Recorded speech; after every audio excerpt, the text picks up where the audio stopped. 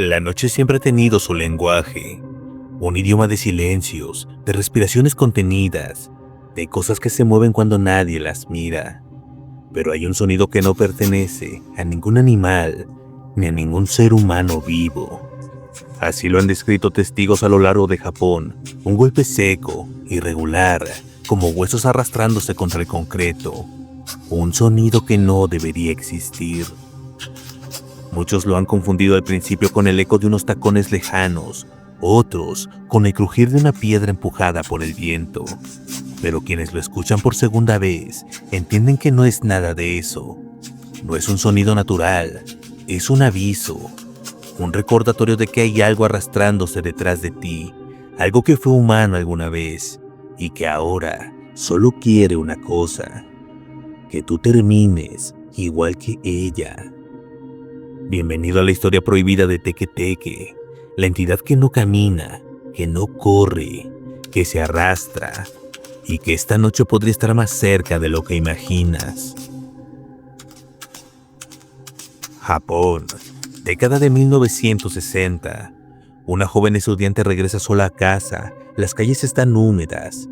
La niebla cubre los faroles y la estación de tren está casi vacía. El silencio es casi absoluto.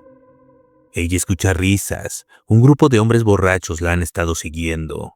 Acelerando el paso, llega al andén, pero la historia termina de forma brutal.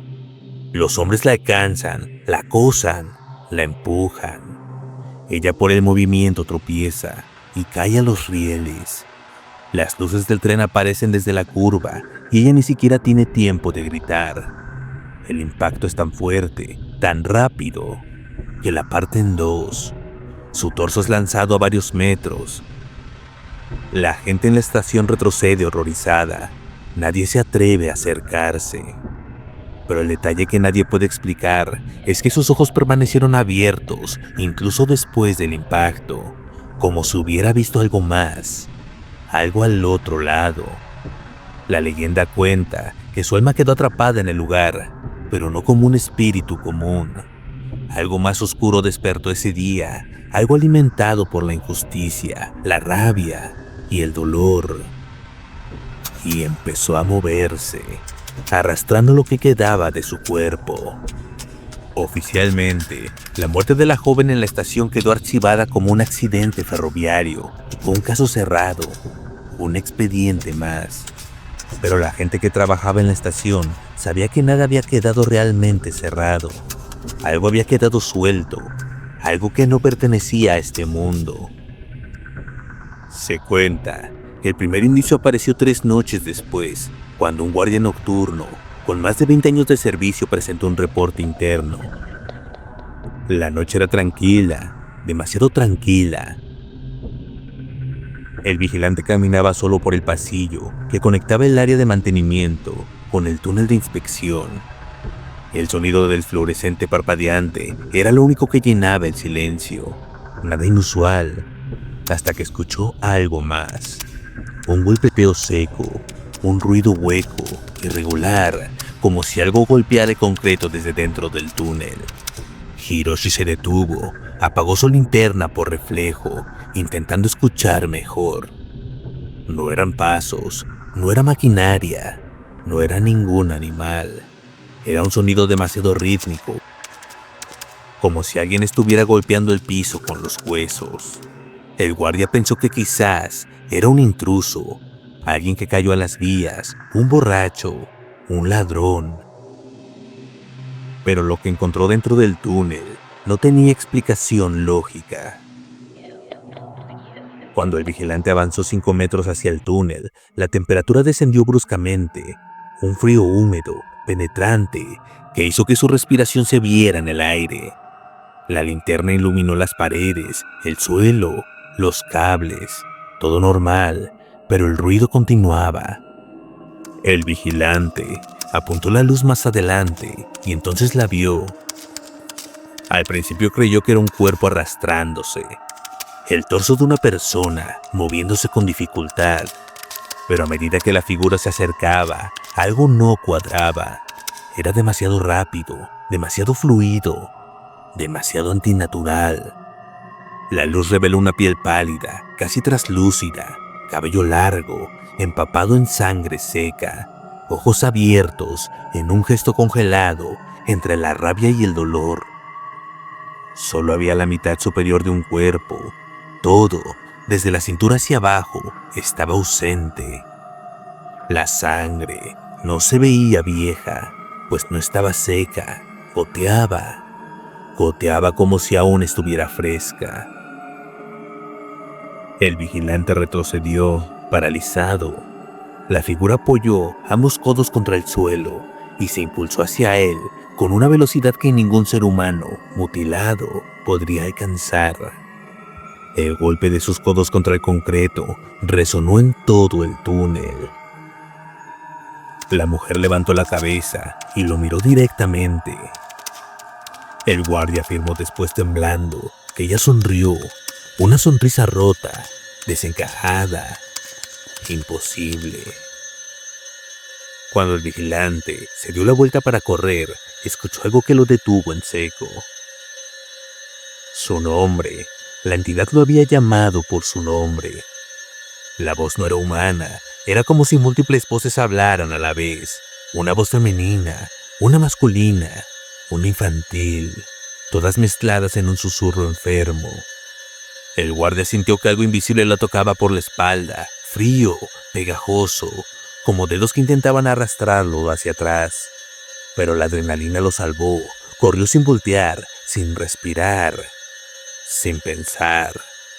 Corrió hasta la salida de emergencia, golpeó la puerta con el hombro, la abrió de un empujón y salió al estacionamiento. Cuando finalmente llegó al módulo de seguridad, estaba pálido, sudando, temblando. Los otros guardias creyeron que estaba enfermo, que le había dado un ataque. No podían imaginar que Hiroshi acababa de ver algo que no podía existir. El vigilante presentó su renuncia antes del amanecer. No quiso cobrar su último turno, no quiso regresar por sus pertenencias. Solo dijo una frase.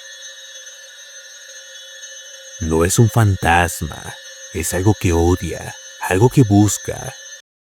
Nunca volvió a trabajar en estaciones, ni a tomar trenes, ni a caminar cerca de vías férreas. Y lo más inquietante, una semana después, el vigilante fue encontrado muerto en su departamento.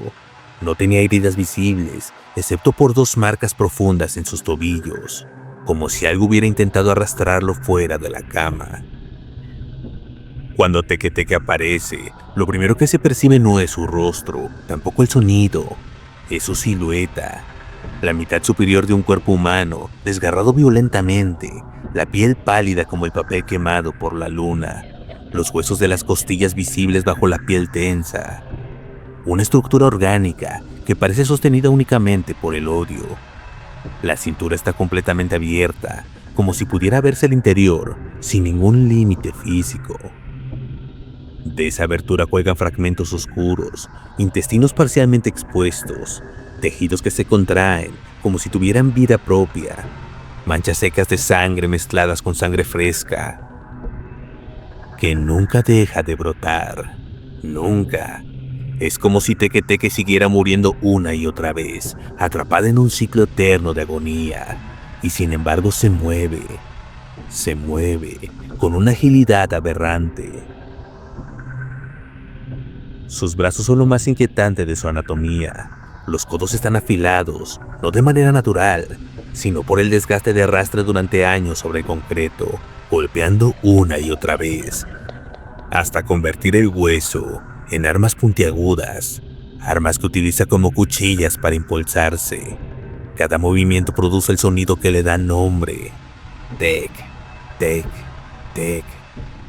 Un golpe seco, metódico, preciso, rítmico, como si marcara el avance de su cacería.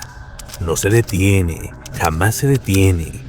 Incluso si sus huesos están astillados, incluso si su piel se está desgarrando, ella sigue, como si el dolor fuera únicamente combustible. Se cuenta que Teke Teke no se arrastra a la velocidad que uno esperaría de un torso. No, Ella vuela sobre el suelo, se desliza con una rapidez antinatural, como si una fuerza invisible la empujara desde atrás. Los brazos golpean el piso, pero no para soportar su peso. Los golpea para ganar impulso, para proyectarse, para alcanzar. Dicen que puede moverse más rápido que un humano corriendo a toda velocidad, que si escuchas el sonido detrás de ti, bajo un puente, en una estación o en un callejón, no importa cuán rápido seas, ella siempre te alcanzará. Cuando la luz cae sobre su rostro, la mayoría de testigos no logra describirlo con claridad, no porque no lo vean, sino porque su mente se niega a aceptarlo. Pero algunos relatos dicen que sus ojos son enormes, demasiado abiertos, y que permanecen congelados en una expresión entre shock y furia. El blanco es amarillento, y la pupila está tan dilatada que casi cubre todo el iris. Lo que las personas describen siempre es lo mismo: no parpadea, no respira, te mira como si ya supiera cómo vas a morir. Otro detalle es su cabello: es negro, largo, enmarañado. No se comporta como cabello normal, a veces parece flotar, otras veces se pega a su piel como si aún estuviera mojado por la sangre del accidente. Lo más perturbador de su apariencia, sin embargo, no es la sangre ni los órganos expuestos, es su sonrisa, una sonrisa torcida, inhumana, que no expresa alegría, sino un tipo de satisfacción macabra. Una sonrisa que aparece solo cuando Teke está lo suficientemente cerca de ti, como para extender uno de sus brazos y aferrarse a tus piernas, porque es el momento en que ella entiende que ya te tiene y tú entiendes que ya no hay una salida. Hay una regla que pocas personas conocen: Teke no solo te mata, te reemplaza. La maldición funciona así: en primer lugar la escuchas, luego ella te mira y ella procederá a preguntarte: ¿dónde están mis piernas? Si no respondes correctamente, te corta las tuyas, pero incluso si respondes bien no te salvarás, porque una vez que escuchas su nombre, una vez que ves su cuerpo, tu destino está sellado. Ella te perseguirá 3 días, 3 noches, 3 oportunidades para huir, pero nunca lo lograrás, porque se cuenta que al tercer día siempre te alcanza. Hay muchas criaturas dentro del folclore japonés, muchas con rituales, frases de invocación o preguntas peligrosas. La historia de Teke es impresionante. Y ahora que llegaste hasta el final, que escuchaste los detalles, ya formas parte de esta historia, pero no estás solo.